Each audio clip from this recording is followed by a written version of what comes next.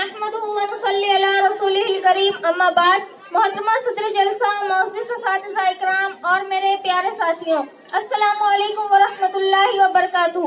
میں آج آپ سب کے سامنے ایک تقریر پیش کرنا چاہتی ہوں۔ میری تقریر کا عنوان ہے جنت اور جنت کے دل فریب مناظر۔ امید کرتی ہوں آپ سب میری تقریر کو غور سے سنیں اور میری حوصلہ افزائی کریں۔ میں اپنی تقریر کا آغاز ایک شعر سے کرنا چاہتی ہوں۔ عمل سے بنتی ہے زندگی، جنت بھی جہنم بھی، عمل سے بنتی ہے زندگی، جنت بھی جہنم بھی، خاکی اپنی فطرت میں نوری ہے نہ ناری۔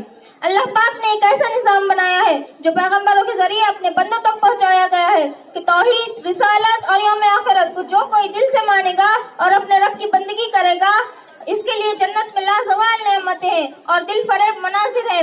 حدیث شریف میں اللہ کے رسول صلی اللہ علیہ وسلم نے ارشاد فرمایا ہے کہ جنت میں اللہ پاک نے ایسی نعمتیں تیار کر رکھی ہے جو نہ کسی کی آنکھوں نے دیکھا ہے اور نہ ہی کسی کے کانوں نے سنا ہے اور نہ ہی کسی کے دل میں اس کا خیال آیا ہے۔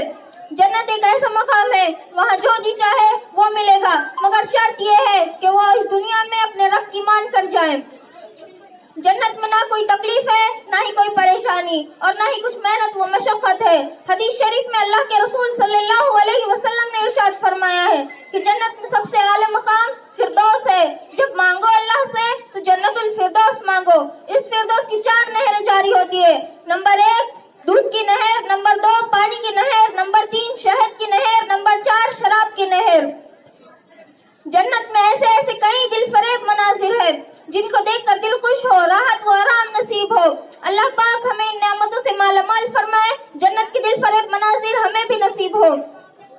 اللہ پاک سے دعا ہے کہ ہمیں دل فریب مناظر دیکھنے کی توفیق عطا فرمائے۔ اتنا کہہ کر میں اپنی تقریر ایک شعر پر ختم کرنا چاہتی ہوں۔ ہم کو معلوم ہے جنت کی حقیقت لیکن دل کو خوش رکھنے کے لیے غالب کا یہ خیال اچھا ہے۔ اللہ حافظ۔